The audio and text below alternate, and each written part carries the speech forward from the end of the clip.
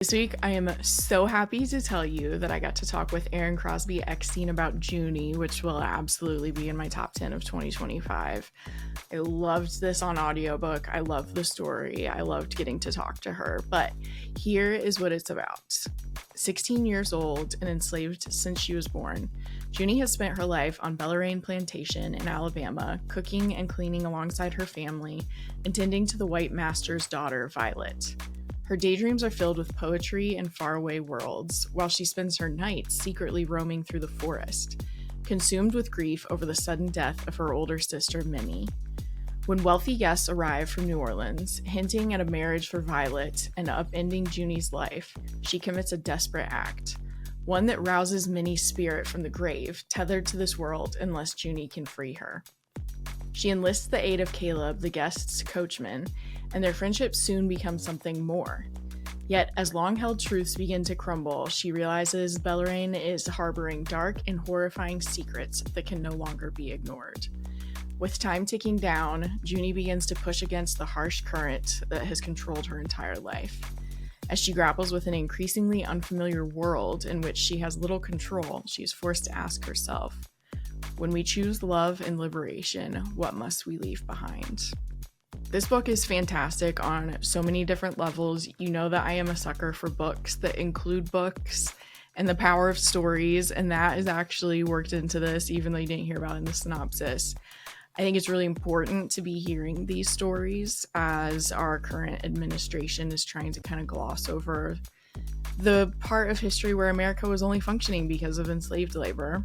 And I think it's really important to spend time, even fictionally, with a character to imagine how difficult it would be to live a human life with all of that going on. But something that Erin and I talk about is how she really wanted to make sure that Junie had her own humanity, and how would she be grappling with the world as an enslaved teenager. There's just so much about this book that I love. So I won't keep talking. Let's hear from Erin.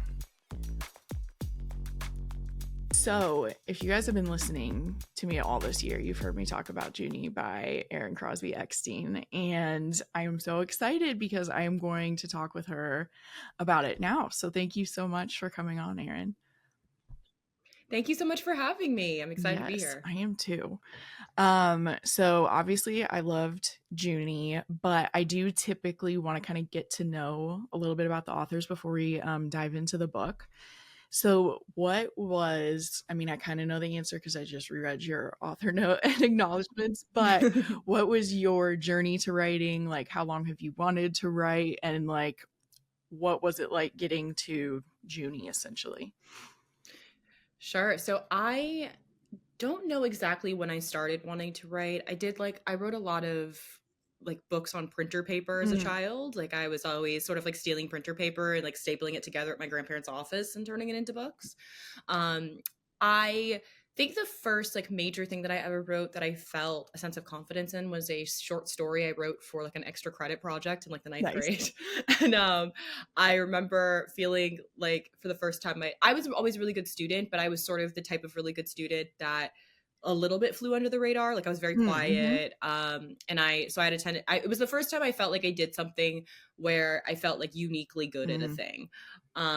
And that I really enjoyed this thing I'd done. But I ended up writing this one story. I kind of didn't write for a long time due to just being a high schooler. And then I got to college, and I was often really just had a lot of anxiety and or insecurity about writing. I think I often thought that I just like couldn't possibly be good enough to actually write books.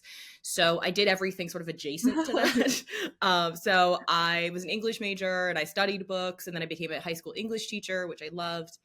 And I really just kind of devoted my life to studying books and spreading reading and really being involved in it. But one year way back in 2018, I was visiting my grandparents in Alabama, and my grandmother told me the story of my ancestor, who's my grandmother's grandmother's grandmother, who we call my Grandma Jane. And I'd heard the story before many times, but my grandmother just like happened to retell the story, and it's just stuck with me kind of differently on this particular telling. And in that sort of story of my ancestor who escaped from slavery, I ended up just kind of sitting with it and starting to connect it to other family stories I knew. I wanted to create this sort of intergenerational family novel, or I had this idea to. And I got started there initially. I ended up taking a writing class, which actually, full circle, I teach at the same place where I took my initial Wow. writing class now. And I initially started in this class with the author Rachel Lyon.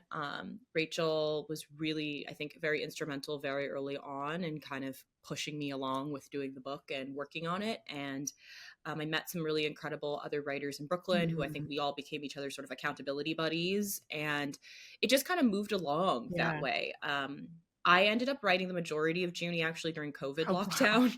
Um, Basically, I reached, due to a series of different factors. I was a high school English teacher, so most of the time I just didn't have very much free Mhm. time to be devoting to writing. But all of a sudden I couldn't leave my Right. house. And so um, when it came time that I was teaching from home, I couldn't leave my house. It reached a certain point in lockdown as well when I think all of my friends and family had left New York City, which Oh, is where I wow. live. And so I was pretty much just me and my cat in my apartment. Yeah. And I ended up using that and like really devoting my time during that time to writing the Mhm. book. And so that is really where that initially came together. And Junie was really, I think, came from a place of being inspired by a lot of different other novels and stories, but also wanting to weave in my own personal family Mhm. history while also, oh, here comes the aforementioned Yes. cat. I wanted to weave in all of these different other books and authors that had inspired Mhm. me with my own family history to create something that, like, I just felt was a narrative I hadn't seen when it came to enslavement and American slavery Mhm. before. So that was really my overall inspiration. And then, books take a very, very long time. That's, I think, the thing readers often don't Yeah. realize is that, that book, when you go to the store and you're like, oh my gosh, the brand new book out. For us authors, we probably started writing that thing like at least 5 years Right. ago. So it's I think there's a lot of secrets behind the scenes in some ways of like how long that process can really Yeah. be. But that was sort of the journey to getting Junie to Mhm. exist. Yeah, especially I'm assuming because I read what your author's note in the acknowledgments. When you're trying to include like some of the essence that is your family. But Hmm. I also thought it was cool is hard to use it in terms of like enslaved people, Hmm. but I Hmm. appreciated how you said that like some of the depictions are either like paternalistic and angelic of like enslaved people, or it's like just trauma and like so heavy. And you Hmm. mentioned how you wanted Junie to like feel like a true sense of humanity, actually all of the characters. Hmm. But Junie specifically, where you like wanted it to be that she had these similar feelings and experiences and things that she was grappling with that like kind of all of us do as humans. So I'm Yeah. assuming that like it sounds like you kind of really were thinking hard about how you wanted to tell the story and maybe like change some things a few times too.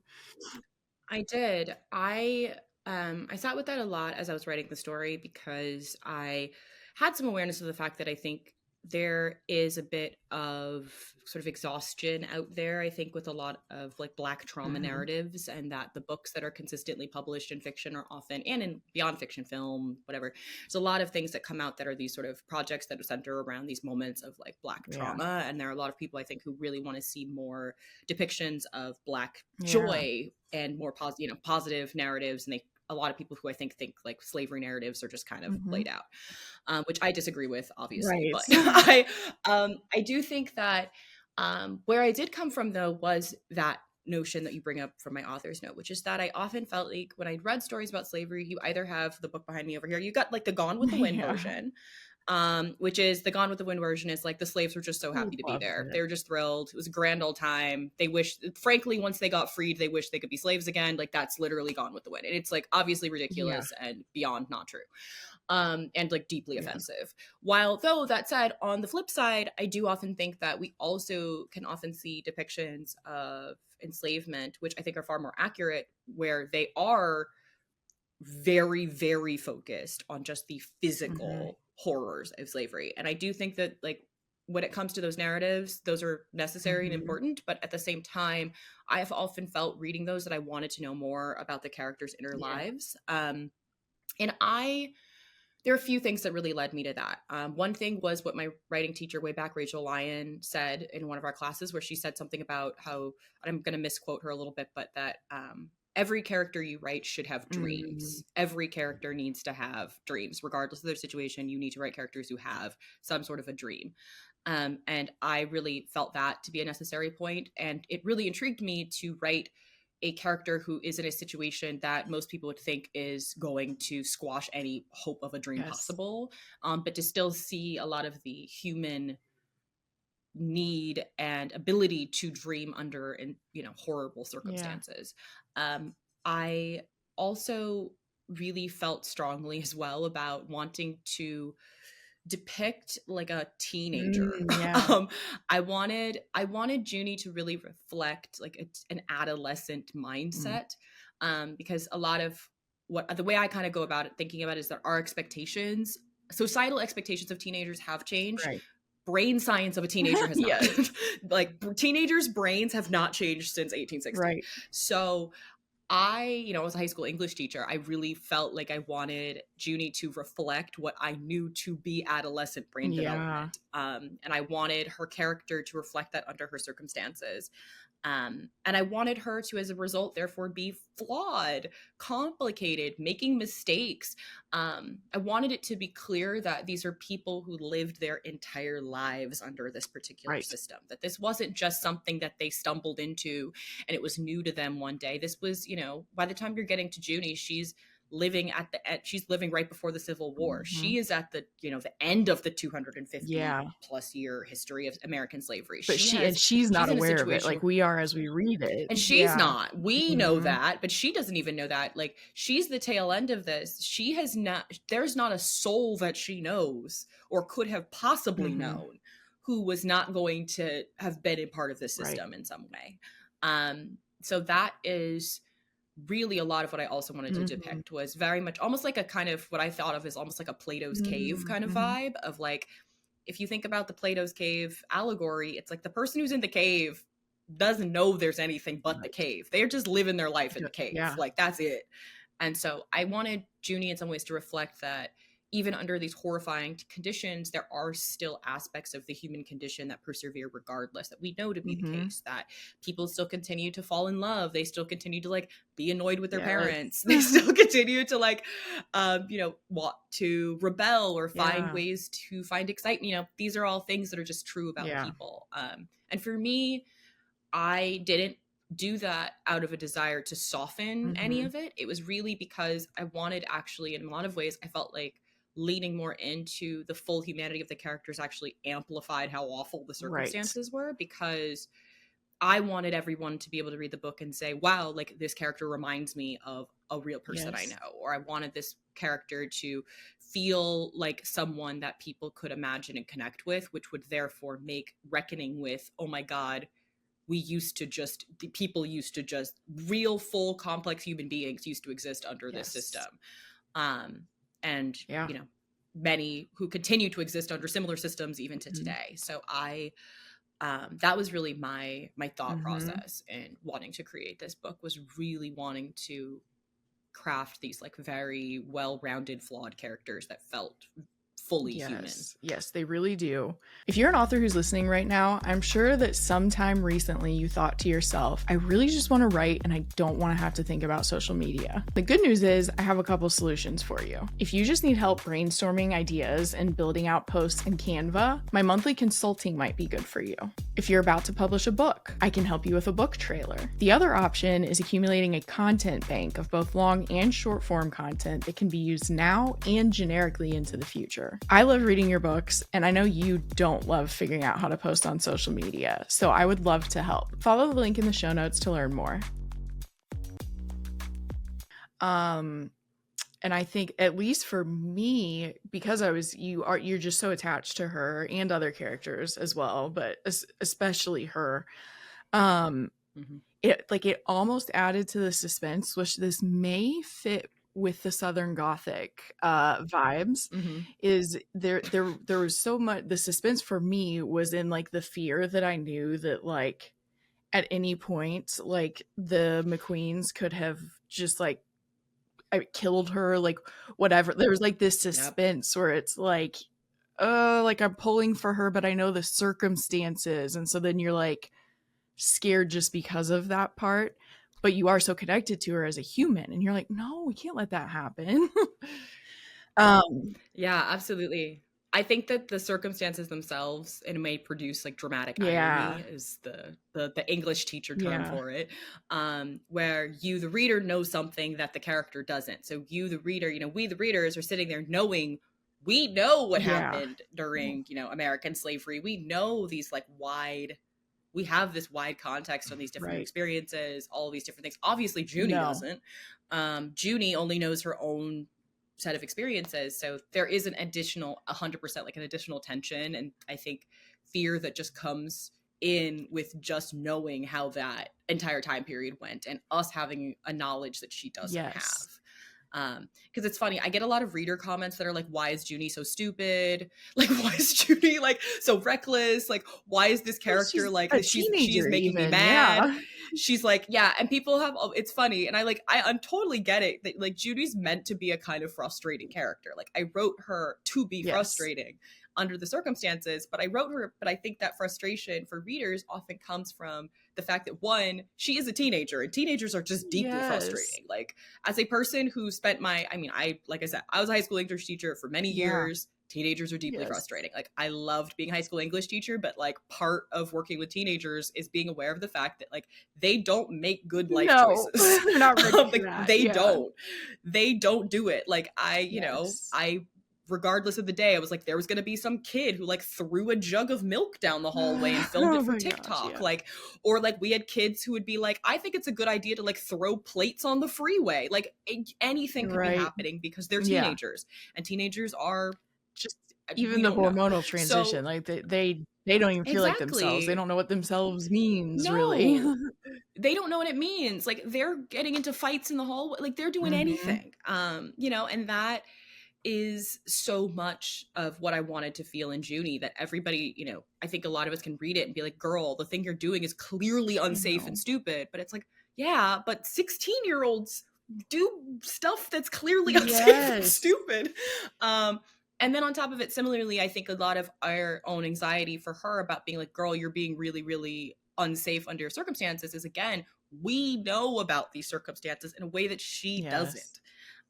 She only knows as much as is available to Mhm. her on Belrain and as much as her family is going to tell her. Mhm. And again, if you're thinking about a teenager, I don't know about you, but personally, when I was a teenager, if my parents came up and told me, hey, don't go do that Yeah. thing, there was a pretty decent chance I was going to spend a lot of time thinking Right. about going and doing that thing. Yes. Like that's bit you usually, teenagers are trying to touch the stove, Yes. as I put it. Like you could tell them that the stove is hot, but they sure will be touching the Yeah. stove because they have that's part of, unfortunately, that's kind of part of human Mhm. development is people teenagers do crazy risk-taking Mhm. behavior because You don't it know is yet that how life's people actually learn. scary. You kinda don't know, you You don't don't agree with know. your own mortality, like, you don't think you're really gonna die, like yeah. Exactly. You don't really think that's going to happen to Mhm. you.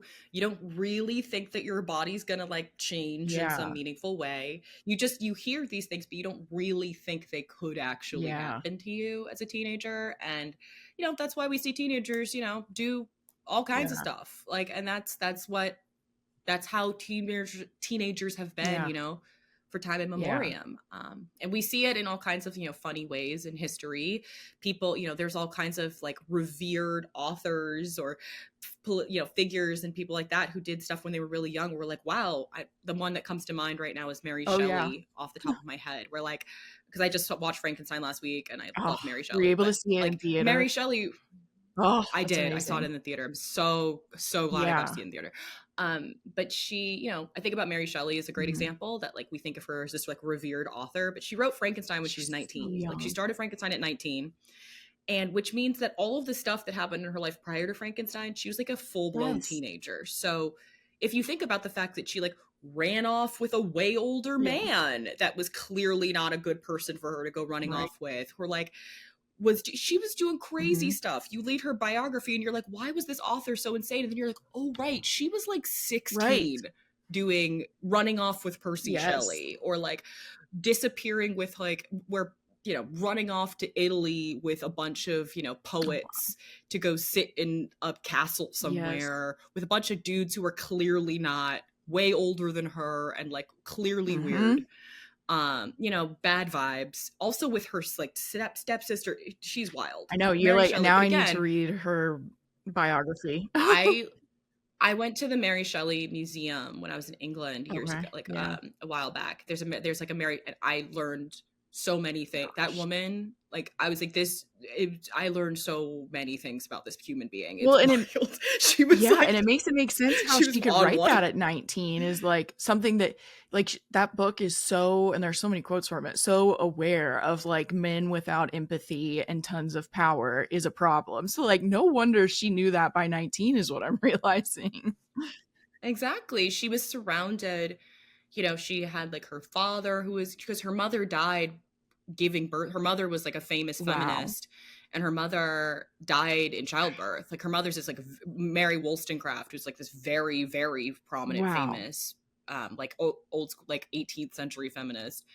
And so she was like raised by all these like very domineering men, Yeah. and then like ended up in a relationship with like a way older Mhm. dude who was like also hooking up with her sister. Oh, It was a mess. Like it was yeah. bad. And then there's like like it was so you see it all, though. Yes. All this to say, I think that if we often, I think people look back on the past and imagine that people were all, these old refined people who had figured out their stuff, and that I was like, the No. past is so Yes. messy, and humans have always been Mhm. messy, and teenagers in particular have always been Mhm. messy, and we have to, I think it's super important to like remember and acknowledge that as we look back Mhm. at all kinds of different historical contexts, including, ones that seem harrowing and insane, and ones where you would think that the people would learn to have Right. caution, but we know people don't do No, that. no. Well, and Yeah. it yeah, like her being a teenager and your point about Plato's cave, like uh not in much less harsh conditions. I like very much understand what it's like that in your childhood you do not know what you don't know. So it's even just like she's only grown up there. Uh she's around it, but like again, even if you're 16, you might still think like this life is kind of good. Like there are good parts of it, Hmm. and there are good parts to her life, which is like that other like endearing part, I guess, maybe, or the part of the story where it's Hmm. not just horror and it's not just the trauma that enslaved people were living through. Then it's like she does like love being outside. She does love reading, which I thought was such a Hmm. cool. And if you think this is a spoiler, I can move it. But you talk about your choice to make her literate, somewhat Hmm. just because of like a way to connect to, you said how like your family has always loved stories and reading. So I thought that was really cool too. But also, it like gives her a framework to try to understand her life is how I felt when I was reading it, Hmm. that it's like helping her know like, oh, this is what you can hope for in life, or this is what's hard about life. So can you kind of talk about like there are so many books referenced. I have like Cinderella, Snow White, Keats, Wordsworth. We've got like so many things. We can feel your English teacher in there. Can you talk about wanting to include those books? Sure. I think partially it was just for fun, Yeah. like my own inspiration in it, but a lot of it as well was I felt like books were a really good anchor Mm. in her relationship with Violet, and to better understand their relationship, as well as, yeah, again, it does give Junie, I think, a really important Mm-hmm. framework that allows her to start seeing things differently than she might have Yeah. otherwise. I think it's very obvious why they did not want enslaved people to know how to Right. read, because if they could read, they immediately started quickly figuring out that things were Yeah, not right. and to communicate with It's each other pretty, better, yeah, yeah. pretty Yeah. obvious, exactly. But I think one thing I often thought about with Violet is that I think the reading becomes an interesting point in their Mhm. relationship, because I think Junie often interprets the fact that Violet taught her how to read as like a pause, like this kind of sign of like love, friendship in some ways, right? Like it's a bit of their connecting point, and it feels like this connection of the relationship. But often what I try to emphasize is that like Violet doesn't teach Junie how to read out of like a sense of benevolence. Like it's not really that Violet is like, I think it's wrong that you can't read, and I'm going to teach you because I think it's wrong. Violet teaches her how to read because Violet's basically like, you are my live-in playmate. Like you are essentially like an animate doll for me in some ways. And Violet loves to read. So if she's essentially doing like build a best friend, she's like, my best friend needs to also know how to read. And so that was really often what I kind of thought about in the context of what was going on. That Junie also, again, only is limited, of course, by whatever Violet's going to pick out. It's not like Junie gets to have wide access to whatever she wants to go read. It's going to be whatever's available to her. And so that was some of what I also was really reflecting on with the reading. And it gave me an opportunity to just, again, want to be sort of intertextual and thinking about like, how did Junie's story reflect these other ones? I thought that, I don't really know when in my process I started thinking so much about like the sublime. I think I really liked all of those romantic poets when I was around that age. Like I think I kind of got into that whole thing when I was like 16. And I thought, again, it was really this interesting contrast, again, to I wanted to put it in like the most extreme terms possible of this sort of someone desiring this sort of like limitless freedom concept that the sublime is, but you put it into someone who seems to be like the absolutely most disempowered person you can think of. And in many ways, again, I really, I wanted to also think about this in the context of, again, like the guys who, you know, all the people, these romantic poets who I was, you know, the Lord Byrons, the Percy Shelleys, all of these guys who were writing about that. These are all like affluent white men. Like all of these men were, you know, these were all men who had money, who had the ability to travel, who could essentially like, you know, go off and be like, I'm going to go sit on a hill and think about how the city sucks. And I am pursuing, you know, the ultimate sublime out here in nature. For them. Yeah. It's doable for them because they were these affluent white men. And, you know, and I think that was some of what I also wanted to explore with Junie as it goes on. But yeah, I think a lot of the books were really me sort of sitting with, and I think it also just became fun for me at a certain point too, to like think about the time period and like try to imagine what would Violet have on this bookshelf, and like think about what would be the books that would make sense for her to have had. I did a lot of thinking too, where I tried to not have any books that would have come out like within 10 years of the start of the book. Because I was trying to be relatively like, okay, it wasn't like easy to get books. It wasn't the same way it is for us. So I tried to be like careful and be like, okay, well, I'm not going to try to pick something like it's 1860. I'm not going to pick something that came out in like 1858 because like you know, I was like, I don't know actually how she might have acquired that. And so I'm going to like stick with stuff that's like older and would have given her time to somehow come across it. And so, yeah, I found it to be just like part of it was just like it was fun, but also those were some of my thought processes as we went through it. What you were saying in the beginning about Violet, that was the part that like the whole time when you said she's got to like build a friend essentially is what she's doing. And I had a quote highlighted where basically she says, where was it? Oh, I completely lost the quote, but she basically says, oh, I had it pulled up. That's okay. It went away. But yeah, like even Violet kind of says something to her. She's like, well, you have to because I said so. And I was like, Caleb is like a friend and kind of I don't know if that's in the synopsis, but kind of a love interest. Basically, Junie's intrigued by Caleb, who comes to the plantation at one point, and he kind of feels like he was like the one that was challenging her naivete a little bit, to where he's like, she kind of thinks she's in a loving friendship with Violet, and then the whole time I at least am just like, when is Violet gonna be terrible to her? Like I mentioned earlier. And he mentions like he says something along the lines to her of like, ain't no love if you gotta own the person to be friends with them first. And I was like, whoa, that is a lot to grapple with. And to your point of like her being a teenager too, like she wants to believe that she could be friends with Violet. And that maybe she did teach her benevolently, which we're not Mhm. thinking that necessarily as we're reading it either. Mhm. Um, so yeah, it was just such a complicated relationship where she just wants the convenience of like a forced book club to make it even more like she's like, I Yeah. want to talk to someone about these books, so you learn how to read Exactly. So, too. like, yeah, you're gonna read Yeah, too, and we're gonna read together. And like Violet in her own way doesn't really, she's fine with she Violet doesn't particularly like her parents' rules right. anyway. So Violet's fine with teaching them because she's like, I don't care what my mom has to say Yeah. about it. I'm gonna teach you anyway.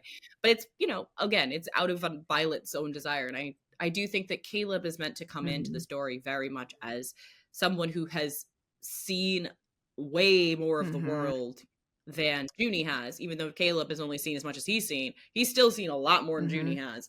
And I think that he's meant to be sort of an interjection of a type of person that Junie has just never met, experienced, heard from, any of that. And he's supposed to come in and very much be like, hey, maybe think about this thing Yeah. differently, or maybe see this thing Yeah. differently, in a way that's meant to sort of, shake up her life a bit. And she does, when you were talking about like the romantic poets, like she connects to that. And that's probably because of even like her age, but it could also be like personality. But it's like for her, it's Mm-hmm. never going to be practical to be as romantic as they are about things. And like you're saying, like I had pulled that quote too, where like the like Keats and Wordsworth saw unattainable beauty because they already had it all. So it's like, of course, they're Mm-hmm. able to just like daydream about kind of like utopia or the sublime, like all of that. And Mm-hmm. it ends up not being something that works for her, but also consuming it still.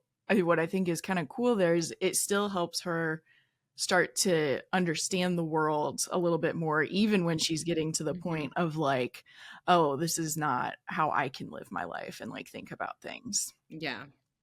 Yeah, absolutely. I think it definitely is meant to spark like something in Mhm. her, but initially she doesn't really know what that Yeah. thing Yeah. is quite. Like she's like she knows she kind of wants something that feels Mhm. freer, or she's like pursuing something, but she doesn't really know what it is. She doesn't really know how to lock onto Mhm. it. She's not there yet as the story of course Right. progresses. Yeah. And she needs sort of the kick of people of like Minnie, Mhm. of Caleb, of all these different things to start to open her Yeah. eyes far Yeah. more to her reality. So I heard you on the Booking podcast. I'm friends with Amy, who does that, Mhm. and you were explaining Southern Gothic, which is actually something sometimes people do ask me. They're like, "What do you mean when you're saying that about a story?" Because I got really into it, Mhm. probably more like contemporary modern Southern Gothic at first, and now I Mhm. just enjoy it in general. So can you kind of talk about like what Southern Gothic, I mean, you're an English teacher, so you would know, what Southern Gothic is, kind of how Gothic fits with the Southern Gothic, and then like the choice to kind of include like Minnie and her sister's like ghost elements in your story. Sure. So Gothic has like a long history. If you're going back, initially, very kind of like early Gothic stuff is going to be like 18th century. And it used to be that at its root, like originally Gothic is always going to take place like kind of traditional, like Britishy European Mm-hmm. Gothic. You've got like crumbling castles, like there's mystery, there's melodrama. There's often used to be in very old school Gothic, there's usually going to be some sort of like damsel in distress Mm-hmm. situation with some sort of like creepy dude who might be like trying to cause problems for Yes. her. But there's always a real emphasis on sort of gloom and darkness and death and decay. These sort of kind of that those sort of darker underbelly themes, and that's really when you're looking at like early initial Gothic novels. They're usually going to be like you're in a crumbling abbey Yes. somewhere and maybe it's haunted and blah blah blah, and that changes over the course of the 19th century. As Gothic sort of develops much more with things like Frankenstein's a great Yeah. example. Frankenstein is totally a Gothic novel, but she does something really different with it by making it into what is now known as the first science fiction, Yes. of taking these, themes of death, decay, whatever, on putting in all these crumbling places, but she morphs it to mean to dig into more of like human condition, the limits of humanity, what is moral, what's ethical, all these Mm-hmm. different things. And there's so many who build upon it, who kind of move it away from being all about just like weird guy chases girl around Yeah. castle to being much more like, you know, Jane Eyre, Wuthering Heights, even things that they start doing, you know, Charles Dickens does like Bleak House that's set in a city. There's Mhm. just so many different examples. Pretty much like every one of the sort of like classic old school horror stories that people think, you know, the Draculas, the whatever, like all Jekyll and Hyde, all of that is going to fall Mhm. under some level of Gothic because they're all these kind of like dark, you know, dark historical, you know, dark Mhm. settings that are going to feel gloomy, creepy, mystery oriented, suspense oriented. Melodrama is very Mhm. important as well. All of these kind of features are going to be there. And then Southern Gothic is different because Southern Gothic moves us from the sort of European context into an American Mhm. context. And of course, in America, we don't have, you know, crumbling medieval castles because we don't have that Yeah. here. What we had in place of that is you get into the like I think Southern Gothic really is like a 20th century Mhm. situation.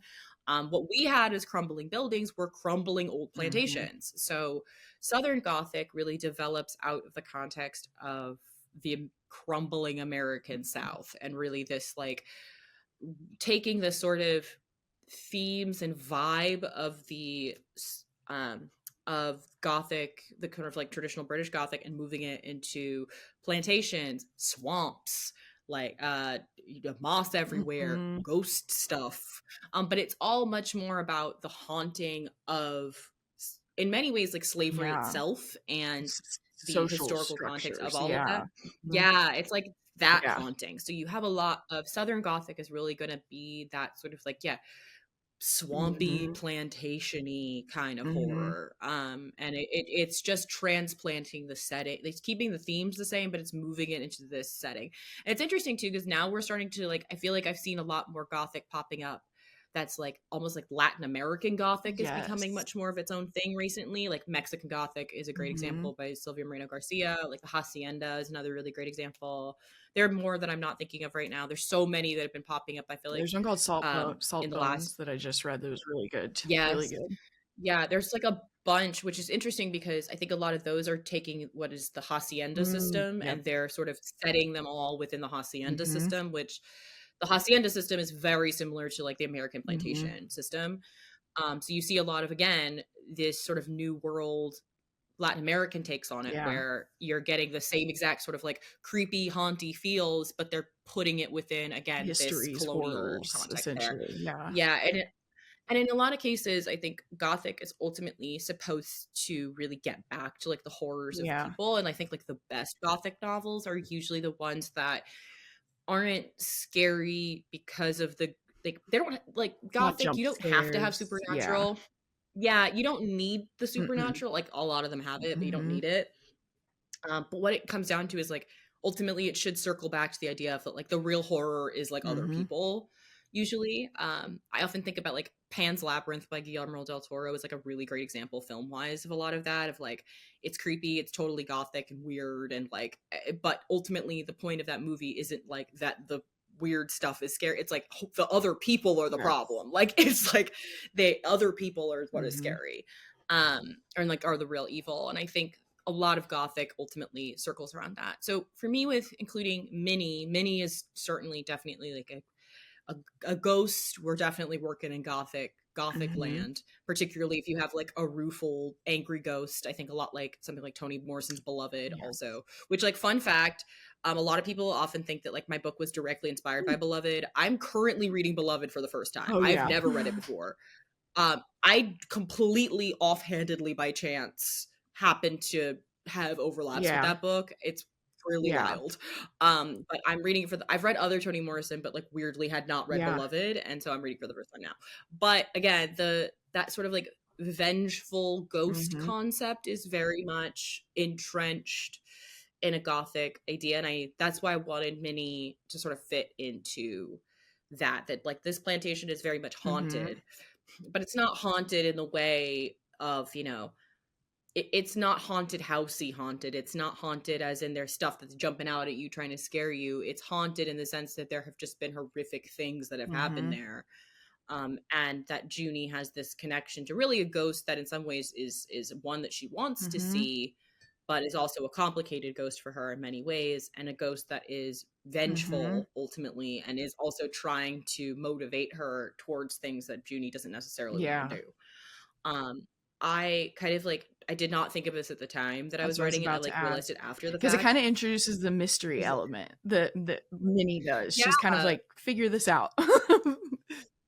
And I didn't like really think of this until after I'd written it, but like Minnie almost functions kind of in a similar way to the ghost in Oh, Hamlet. yeah. Is like, if you think about, I will say, right, that was Yeah. not planned. I did not realize that when I wrote the book.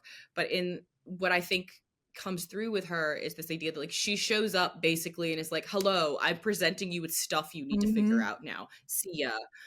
In some ways. In the same way that like Claudius's ghost rolls up on Hamlet and is like, hey, or sorry, no, Hamlet's dad's ghost rolls up and is like, hey, Claudius killed me. You need to go do Mhm. revenge. Figure it Yeah. out. Bye. And and then Hamlet spends the entire play being like, should I? Yes. Um, and being like, what happened to me? Was that ghost real? What's going on? Yeah. And so I think Minnie, in some ways, I think functions to some extent in a not as directly, but like in a sort of similar way. She introduces a lot of the mystery and the tension that wouldn't otherwise Yeah. be there.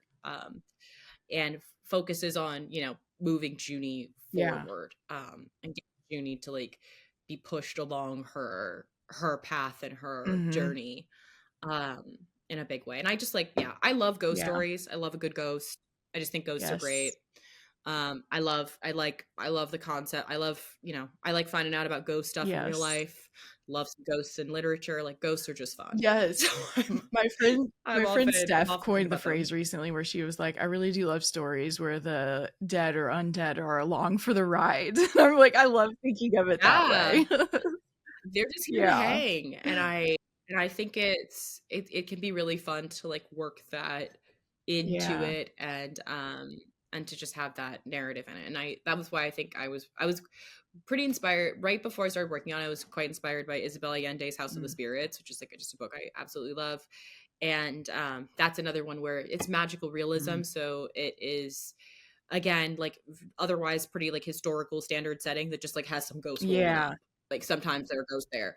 And I think that was very much kind of what I wanted to convey in Junie, was that it's a pretty otherwise not supernaturally No. book. It's just this one Mhm. interjection of a ghost that appears that and I wanted the book to have that magical realist Mhm. quality of, we're not in like a full fantasy Mm-mm. world, but we do suddenly have there's sort of like a thinning of the veil Yeah, going on. totally.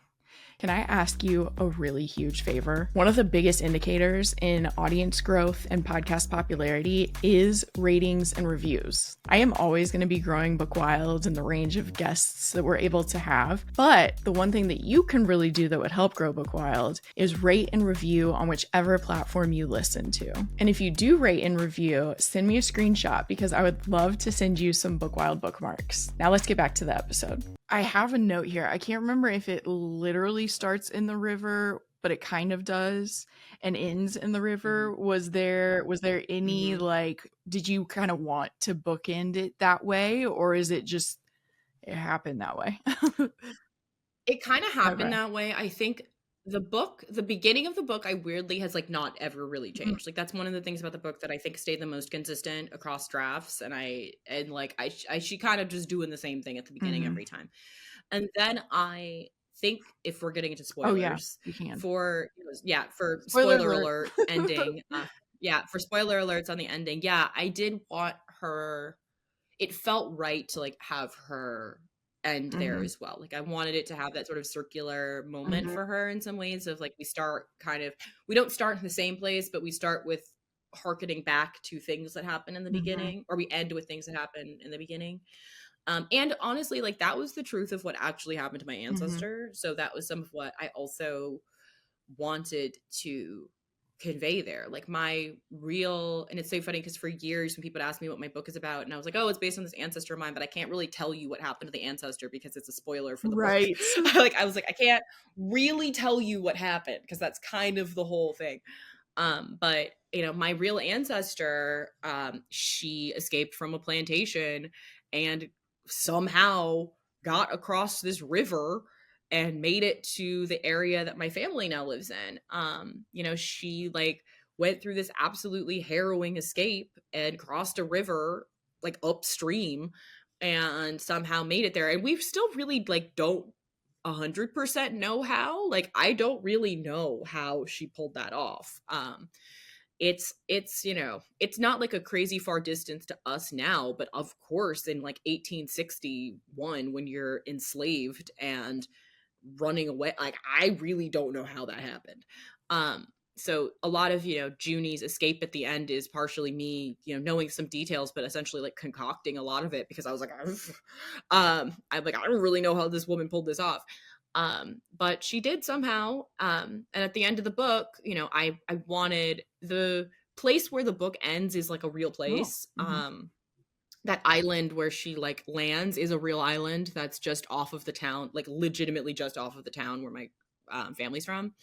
So I like had her like the Three Rivers meeting thing is a real place. And so I knew I wanted to bring her to this particular location and I wanted her to end up there just because I knew where that was on the map and I have such like an awareness of it from my own family history and just like being in this town all my life. And so I knew that's where I wanted her to end up. And I think the other big thing for me in the ending is I always knew that Junie was going to have to end the book by Mhm. herself. Like she was always going to have to end up Mhm. alone. That was always going to be critical to me about this, which makes a lot of people sad, but is unfortunately like what happened to the real Right. person. And you know, I felt it like deeply necessary to honor my ancestors' real Mhm. experience there by having that be the Yeah. case. Because my real ancestor, the story varies. Like I've heard it both Mhm. ways, but like either she was pregnant when she ran Okay. away, or she had like an in-arm baby.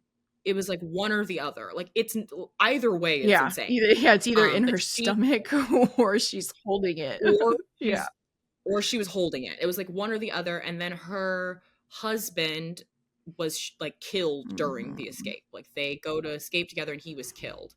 And you know, in my original ending, that is what happened to Yeah. Caleb, but I got so many protests from my agent and like other people that they were like, you literally have to change this. And so then we had to settle on the like ambiguous Mhm. ending that it now has. We settled on the ambiguity Mhm. ending. But that was, I mean, my real ancestor, she genuinely like ran Yeah. away, And, ended like, up is a in this big part place. of the town or was a big part of developing it or, like, Yeah, being there? she lived to be like well over 100. She only died because she got hit by a That was horse and buggy crazy. I was like, to have lived bringing that a cake. life and then that's Yeah. what happens. Yeah, she was bringing a cake across the Oh street my apparently. She was like walking a cake across the street and got hit by a horse and oh buggy and my died. god. And we were like, it's insane. To me, every time I'm like, the fact that this woman Yeah. somehow, like, that was Right. it. That was what ended up for It's her. crazy. Um, and you know, and it's cool in a lot of ways that I have even this information about her. It's Mhm. rare for I think a lot of people, you know, black people who are descendant from slavery in that way to have these types of like immediate Yeah. accounts of their ancestors. But because she lived such a long time, Mhm. her story stayed Yeah. alive. And she ended up raising, I think it's like it's interesting in my family because there's like a chain of Mhm. grandmothers that basically have kept it Yeah. alive, where Grandma Jane raised my grandmother's Yep. grandmother. So basically, if you're doing the chain, like she raised my grandmother's grandmother, and then my grandmother's grandmother raised Oh, my wow. grandmother. So it was like this, like, and then my grandmother very heavily like raised Mhm. me in many ways. And so it was this sort of chain of ancestors who kept this particular narrative Yeah. alive because there was such, it was just passed Yeah. down. And so, you know, it's cool in many ways that I have this ancestor who I, of course, like could not never have possibly Yeah. known, but who I do have enough details on to be able to like write this book and think about. And, you know, a lot of it too, as I got older, it just sat with me how unbelievably harrowing and risky her choice was, you know, once you really know the context of how escapes went most of the Yeah. time.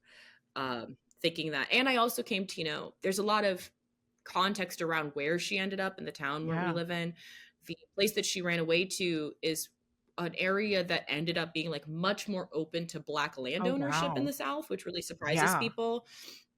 So she ran away from a county. The county that she was enslaved in is a county that to this day is like one of the most impoverished counties in the United States. Like it is a level of like I think the UN went in there Wow. years ago and said that like the levels of poverty are like on par with some of the worst they've ever seen. Like it is like a deeply, deeply Wow. impoverished county because it historically after slavery ended, it became like a sharecropping Hmm. county. And it's just then pretty much just got abandoned and like there was no economic development. It Mm-hmm. a horrible systemic racism Right. happened and it has become what it is. But on the flip side, the county that my ancestor ran away to ended up becoming a place that was more open to Black land ownership. It was much more open because it's hilly. It's like the foothills of the Okay. Appalachians, and essentially the white people couldn't really get all of the Native Americans out. Essentially the Native Americans like took to the hills Okay. and were like genuinely could not get them out. Like they were like They're like, formidable. no. And so literally, yeah. So, like, apparently, I think initially a lot of the white settlers wanted to set the capital of Alabama to be like further upriver, closer to where my Uh-huh. family lives. They literally could not do it because the Native Americans were like, you have to, like, were like pushed, were like, no.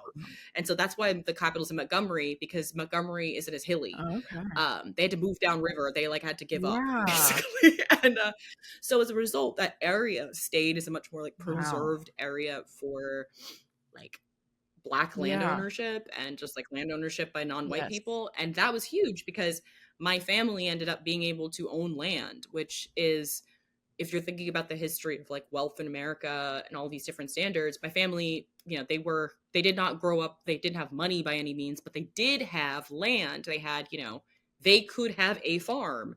They could have And they a house on their land that was their and they were land. able to keep possession of it too. I just And they read were in Happy Land possession of it. recently, which is like really talks Yeah. about how a lot of it got taken back in that area, which would be worth Mhm. so much. Now, the number she dropped in the acknowledgments is like $350 million or something. It's literally, and I think my family figured out both sides of my family because my grandfather, the book is about my grandmother's side. My grandfather's side is also from the Mhm. same town, and so they somehow, yeah, they figured out how to hold Good. on to it. Basically, they held on to their land. They were able to keep it going. Famously, they were not playing about holding on to it. I will say that my great grandfather on my grandfather's side famously had a rifle for every kid, and he had 16 Wow. children. So they weren't No, playing. Like people did I'm try, sure. but like they also learned not to try them. Yeah. It was like a combination. My mom and I were having this conversation actually yesterday about my great grandfather, who he died when I was a Yeah. baby. And he was like a man that truly was no one messed with. Like everyone knew that like Zeke Crosby was like kind of on Yeah. one, and like you did not mess with Zeke Crosby for any reason. Like he had 16 children and he would fight you. Right. And so he was like known for That's that. amazing. And that was a lot of how the land Good. stayed in the Yeah. family, was that like a lot of people would try to roll up and they were like, oh, we actually can't No. mess with them.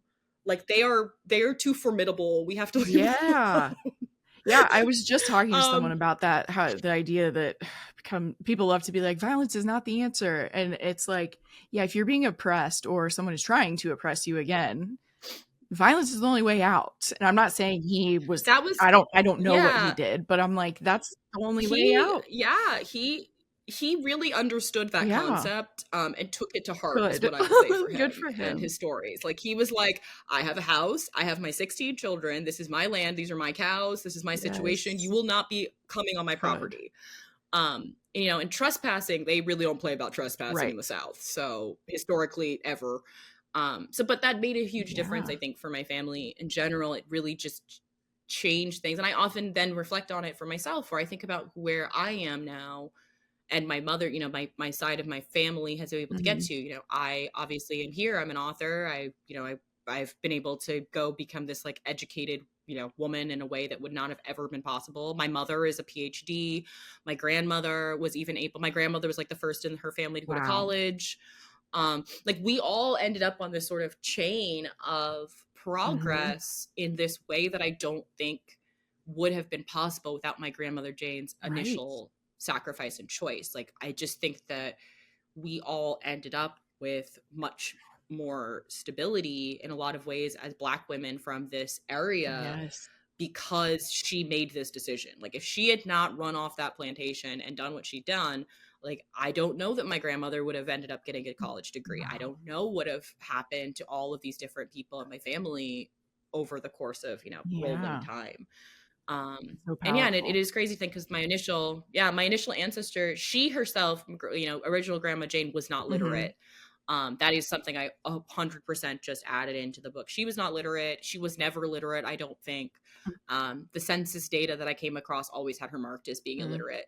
Um, so I don't think she ever like learned. I don't know that she ever learned how to Yeah. read, but like eventually people Yes. did, and like those are the things that I think I reflect on a lot, and that was part of why I wanted to write this book. Was it just made me really think about, oh my gosh, like this That one person ripple. in my bloodlines, yeah, like this huge Yes. sacrifice that she made, and how much, or just this massive risk that she Yes. took, and how much that paid off for her Yeah. descendants. That was really why I was, thinking Yeah. and doing That this. makes it I was looking at your dedication earlier too. It says to my grandmother who told me this story and made me believe I could tell it too. And I was like, oh, I hadn't Yeah. seen it since I read it the first time. And I was like, oh, that just like now knowing so much more, it makes it so much more powerful. But another thing that ends up standing out to me in these situations is like what you're saying, like this is not far into your family history. And this is another story that is Mm-mm. like reminding me of that because obviously there's a push by the administration, there's a push by lots of Yeah. white people who maybe not even just white people who are like it was so long ago, get over it, like, or it wasn't And it's that bad ridiculous. is a new one that's coming back. Yeah, the it wasn't that bad is like I think the most shock. My favorite one that's come out recently is like slaves learned good Yes. skills. Yeah. Like they're like, oh, but they learned Uh-huh. skills. I'm like, it's Yeah. okay. But again, I often get that. Like I feel like I've gotten that one on so many different accounts when you hear about when people want to say, oh, this thing was so long Mhm. ago. Like my grandparents passed away pretty young, like relatively on the younger. They passed away both in their Okay. 70s. And a few years back in Oh man. 2021. But my grandparents were born, these are my grandparents who I was extremely close with, who I grew up with. My grandparents grew up through Jim Crow That's Alabama. Like yes. my grandparents, like that's is what I'm often trying. I think people are not understanding when they're like, "Oh, this was a long time ago." I'm like, Mhm. they didn't my grandparents were adults when they desegregated Yeah. Alabama. They were full-blown adults with Yes. children when they desegregated Mhm. Alabama. Like my mother is like I think maybe one of the first people. My mom wasn't born in Alabama. My mother was born like very very not long after the desegregation of much of the Right. South, or like the integration of the Mhm. South. I think my aunt may have actually been born. Yeah, my aunt I think was born when it was still It's segregated. like Um, the fact that and like these are 1964 was this not is that this long is ago. one Yeah. generation. Yeah, I'm like I'm not talking about a long, No. like this is one singular generation Mhm. back. Um, my grandparents, it's like my grandparents could tell me stories about like, oh yeah, all of my relatives who were driving in carpools to get around the bus Right. boycotts, like, who were all kinds, my grandmother went to Mhm. Tuskegee and like my grandmother had famous stories about the time that she like cooked for Martin Luther King because he was staying at the school, because that's what, like, these are not No. far back. Like this is not far Yeah. back. And then so similarly, I think then when you chart back to, these my ancestors who were enslaved, or all of these different times, it's like it wasn't that long ago in the grand scheme of Mm-mm. history. We're talking, 100, less than 200 Yeah. years. There are innumerable things that don't, that's not that Not at long, all. What's been really at confusing to me all. lately is it seems like there are a lot of white people who have gotten on board with and understand generational trauma in the sense of them going to Hmm. therapy and being like, oh, this stuff from my Hmm. grandparents affected my mom and my mom affected me. And like they And you're can like, how? grasp the concept. And then they're like, Yeah, but just you're get not. over it. I'm like, are you kidding me? It's like, how could we possibly, when like we are all still like people who are the descendants of slavery are still reckoning with Yes. the fallout of that. Yes. Like that is a harm that has absolutely never been repaired in this No. country. Like it has never been Mhm. repaired. Reconstruction, the initial aim was to repair it, and then Reconstruction, they just gave up on Mhm. that. And so then it just went, there's never been Yeah. anything there. There's never been any harm change really in a considerable way until you get to like maybe the Yeah. 1960s. And so again, as a result, there's not, it's like what's there to get over? Yeah. Like what are or it's like how could possibly we be moving in that direction when there's never been anything to even Right. repair it?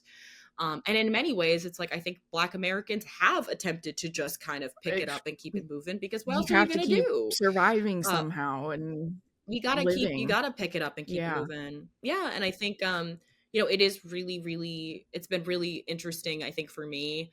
You write a book, you don't know what the circumstances of the world are gonna be like when your book comes Yes. out. You write this thing, I wrote this thing all as long ago as I did, and then all of a sudden it's like, here's your pub date, and then all of a sudden you're like, oh, this is what the world's Yeah. gonna be. I'm finding out. And so it's been very interesting, I think, to be of someone I wrote a book about this at the same exact moment that they're going into the museums and saying, we don't need exhibits on slavery Yes. anymore. Like, I want let's make the museums happier and get rid of all that And sad let's not stuff about traumatize slavery. kids in school by telling our history. Like, okay. Yeah, I don't think kids should know Yeah. about this. And you're like, what?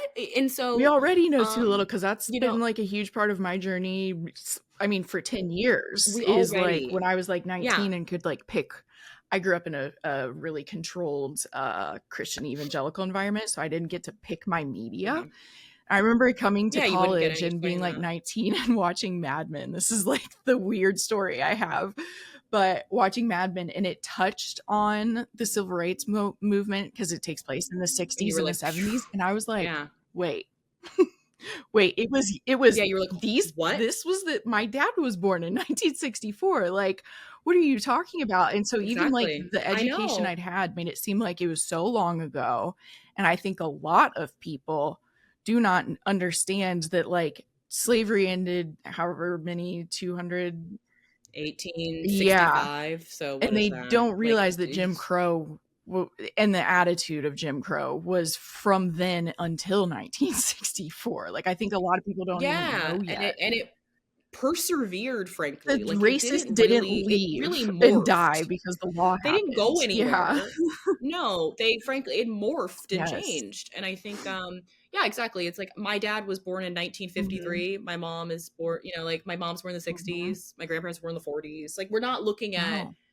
a whole bunch of like, my every member of my family, all of my grandparents, all of these people, it's like they all had very, specific Mhm. experiences with the Jim Crow South in different ways. My dad's side of the family is different. My grandfather on my dad's side was a very famous jazz singer. Wow. He was kind of like the Black Frank Yeah. Sinatra is the best comparison I Mhm. can give. Same as Billy Eckstine. And he similarly had I didn't really know him. He died when I was little, but he had all kinds of experiences. He wasn't from the South, but he would of course tour the Mm. South, and it was always the situation where he was this big celebrity in many ways, but he had to go through all these insane harrowing Mhm. experiences touring the South. And also beyond that, leaving the South and getting into opportunities, a lot of his opportunities that he landed were because he was actually very good friends with Frank Oh, Sinatra. wow. And Frank Sinatra would basically like set him up with gigs. Like say Frank Sinatra would basically get a gig and then would essentially play like 2 nights of it and then bail and be like, I'm gonna have Billy do the rest of my Wow. gigs. Like this was very much a Didn't know thing. Frank And Sinatra my was that grandmother, cool. Frank Sinatra was pretty Yeah. cool, actually. He was pretty legit. And then my grandmother, on that side, similar, she grew up in like deep Mhm. Georgia in full Jim Crow. And she pretty much like ran out of Georgia because of all the Yeah. various like terror and horror that she witnessed in Georgia. And she literally left and like never went Right. back. Like she was like, that's a Yes. wrap. She went to Harlem and was like, Mm. that Mhm. was like an end of the road Yeah. for her. And these are my Right. grandparents. We're not really pushing Yeah. back here. Yeah. I'm not going back that far. So I think it is really helpful, I think, for people to have to sit with and Yes. like just be aware of the fact that like this is not a far back No. history. It's Yeah. really not far. And it still has real implications. And frankly, the main person who's at the center of saying that all this stuff is far back and there's no point in reflecting on it was born during Yes. it. It's like, Mhm. yeah, it's like if you're, if you're 79 years old, you were alive for all of Yes. this. Yeah. Um, so it's, Yeah, that's yeah, what's been wild it's for me wild. is I had an experience I had a couple experiences of learning that some of the people in my life held some beliefs that I was surprised by. And where I'm headed with that Hmm. is when all of that was kind of when it was like we're going to take it out of museums, we're going to do whatever. I had a couple people like I just don't believe in systemic racism and I'm like tired of it like being forced on me. I'm not a racist. And I'm like th- those two things don't have to both exist. Like you can learn about it, you can Yeah. also not be a racist. And so I've been like just trying to learn more and more so that I can have better conversations when I am met with Yeah. that. And it was interesting when you said your grandmother left. I'm reading Cast by Isabel Wilkerson right now. And Yeah. it was fascinating because I read Junie I think in July, so it's been a little bit, and Hmm. then I just happened to be reading this when you reached out. But I was just in that chapter that it's talking about how much they needed it to be that like no upper caste people, which is typically people who could seem white or were white. They had to like Hmm. the way that they could make it work across the board was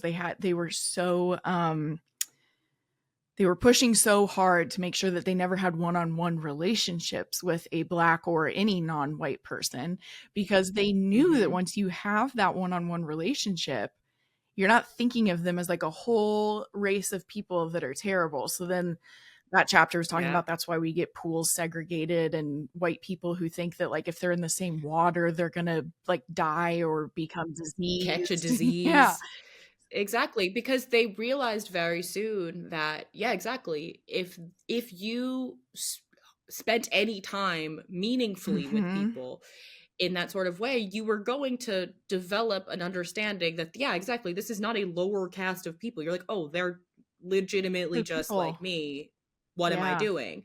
And there was a lot of cognitive dissonance in the South Right. regardless. Like you certainly see things that I think Violet being a very good example of, where you can have people who are simultaneously able to sort of reckon with like, this is a full person who's my friend, but also I get to be in a power position Mhm, in this mhm, situation. And there are all kinds of dynamics that were really, wild, that people mhm, don't think of in the South. Of, it was very common for like white children and black children to be allowed to play together, but there would come a point where they weren't allowed to mhm, anymore. It wasn't like, it was kind of arbitrary. It just sort of was like, oh, no mhm. more. Like, we're done. Um, and similarly, yeah, the public pool is one of my favorite facts about Alabama, is that Alabama was told during integration, they were like, hey, you got to integrate the pool. So Alabama filled in every single public pool in the state. I So remember Alabama has no hearing public just, pools. like, petty cruelty, like, just Yeah, and Alabama has no public pools still. because literally to this day, Alabama has no public Oh my pools god. because they filled them all in with concrete when they got told to integrate them. Just So that's like refused. the fun fact of Alabama. And you see this across a bunch of things. You start to notice that throughout the South, there aren't a lot of Mhm. parks. There aren't a lot of public open spaces Yeah, like that. And it's because, again, these were all spaces that they were forced to integrate. They would have been forced to yes. integrate. And essentially, when it came time to do that, a lot of these states basically just decided to close public They spaces were that or scared. make public areas inaccessible because they were like, we don't want to do it. So we're going to instead of having, park where everybody can go, no one gets a park. God, It was a lot of that. It was like so nobody can go to the crazy. park. Or you can go to the country club and Ugh, that's your park. And right. so if you can get into that, then you're good. Pay to But play. you can't there, public spaces were really, that's why if you go to the South, it's like here in New York, I can walk to, Prospect Yeah. Park, I can go to Central Park, whatever. You're gonna see all kinds of Mhm. people. You don't have that in so much of this country because Oh my literally that's why. gosh. That's reminding me Yeah. when I loved Sinners and I did an episode about it. Oh, so Yes. good. Loved So it good. too. I did it an episode actually with one of my friends who when you were talking that she's like such a big example to me that I sometimes use with people who are like it's not in the system where like her dad is one of the Little Rock 9 and was like the first senior to graduate in Little Rock Wow. in a It's non-segregated school. crazy. So it's like that's her dad. We're not even talking Yeah. about grandpa. That's her dad. That's right there. Like that's Yes, like Ruby exactly. People Bridges always has like, an oh, this must be old. I'm like, Instagram. Ruby Bridges is not that I old. know. I'm like, Ruby Bridges is I not that know. old. Like, what are we talking about? Yeah. Yeah, I know. Anyway, But continue. yeah, But we did yes. an episode about Sinners, and it was really cool. I mean, cool to have her be a part of it because she actually has Native American, Chinese or Asian, and Black ancestry. So like that book That's like or the that movie Mississippi dealt with Delta all of that. ancestry. Yeah. Anyway, we were talking about at one point about how the movie even shows how racism hurts white people too, and they don't think so. So like that scene when the Native Americans try to like warn them that like, hey, this thing is coming, like you better not interact with it. The dude's already in their house and they're like, leave. Like they don't want to hear the message just because he's not white, and they cast him out, and they That's end up enough. getting bitten by a vampire essentially. So it's like And they even that's got hurt, and that pool thing is making me think of that, or the public spaces. Like one, it means everyone lost access to pools, but not being able to be in community with more kinds of people is hurtful, whether white people want suffer. to recognize it or not. Yeah, it ends up being harmful, and it ends up being bad regardless. Yeah, it's like systemic racism is bad for Everybody. everyone. No one is No, benefiting really, other than like I think extremely oligarchs and wealthy what, yeah, people. wealthy people. Yeah, other than like literally oligarchs, like literally oligarchs. Greed does But well other with than it, that, basically.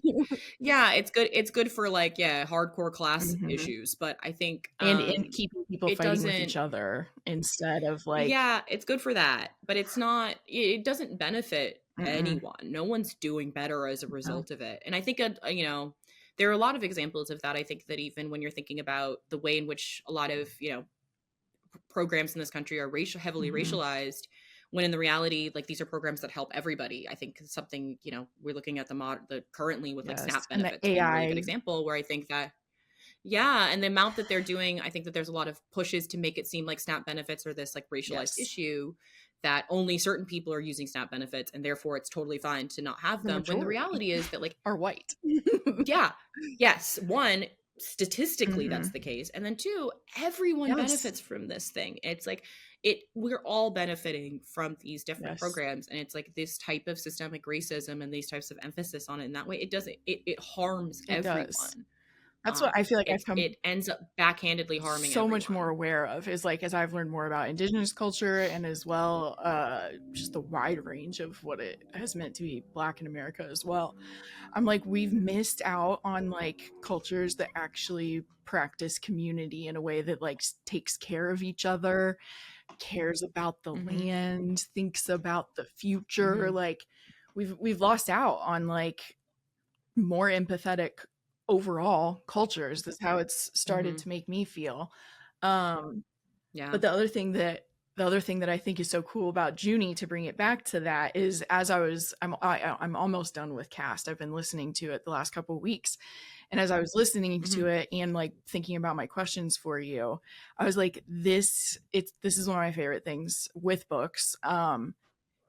Like the accessibility to empathy for a character that like maybe you would never talk to someone like that, maybe you just don't even know what happened in history. But that chapter where she was saying like they were so set on making sure white people didn't emotionally connect one-on-one because it would make the person an actual person. I feel like that is what happens with Junie, is we connect so much to her that you're like, I know there are sociopaths who could read it and not care, but I think in general, if you're reading this, how could you not find some more empathy for that situation and like maybe believe that history was a little bit rough? So I do love how like it kind of creates the one-on-one relationship in a book form. And I definitely really appreciate that. And I think, that's what's really amazing, I think, about fiction, historical fiction specifically, is that it is a means of helping us to build a sense of empathy and connection to people that we otherwise couldn't because of time. And I think, you end up, I think, learning a lot more and feeling a lot more because you feel this emotional connection to what's going on. And that is a lot of what I hoped to achieve with Junie and writing it. Was like, I wanted people to be able to develop this different relationship to history via a connection with a person, because that's really what people connect to. We connect to each other, we connect to each other's stories more than we connect to like facts and statistics and all of that information. It's like you're only going to get so far with that. I think a lot of times people need to feel like there's like a character or Mhm. something that's going to really resonate with them on that different way to really feel something and feel Yes. connected.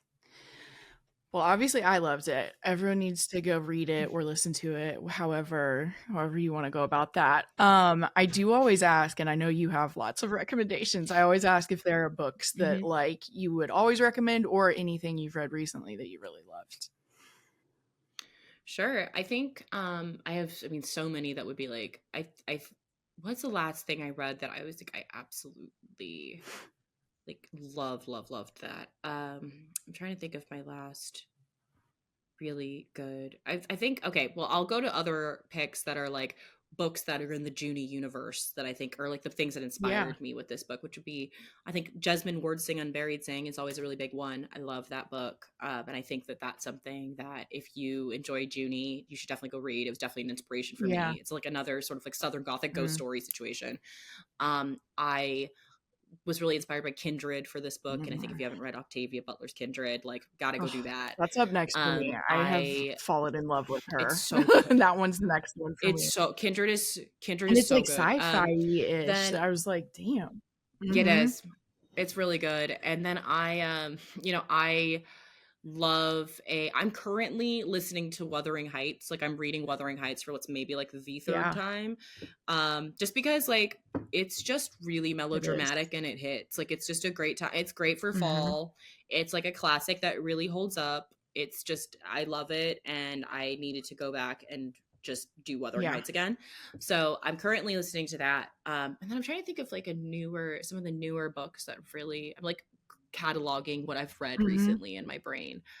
I read The Hacienda pretty recently and I did really like that. I thought that was like a really fun, good, like solid gothic-y ghost story situation. Like I think it had the ghost vibes were strong. And it did, I think in general, I generally liked it. My favorite one to constantly recommend in the sort of like ghosty creepy genre right now that I've read is Our Share of Night by Mariana Enriquez. Love that book. It's like floating around on my shelf. I'm like always talking about it. It's like genuinely horror. Like it is 100% horror, but it's so good. It's basically it's set during it's set during Sorry, go ahead. I've seen this cover. It's so good. It's set during the like Argentine dictatorship of like the 20th century, and basically again I think it's a really good example of like characters to help you access historical period. But the general gist is that it's about like it starts off as being a father and son where the mother has just died tragically and the father is bringing the son to the maternal grandparents who just so happen to be the heads of a satanic cult. And so like they are the heads of this like insane satanic like capitalist rich people cult, where they're essentially like doing insane stuff in the pursuit of like power and wealth and all of these different things. And it becomes this very like panoramic story that goes across like different time periods and all these things. It's got a lot of like Stephen King-y kind of references. It's very haunted, very creepy, very messed up, like just deeply. I really worry for what's going on in that woman's head. Like I finished that book and I was like, I don't know if Mariana Enriquez is okay, but like whatever's wrong with her, I do really like it in this case. Like this, she has used what's wrong and has made it just really hit as a book. It's so good. I talk about it all the time because it was just like life-alteringly great.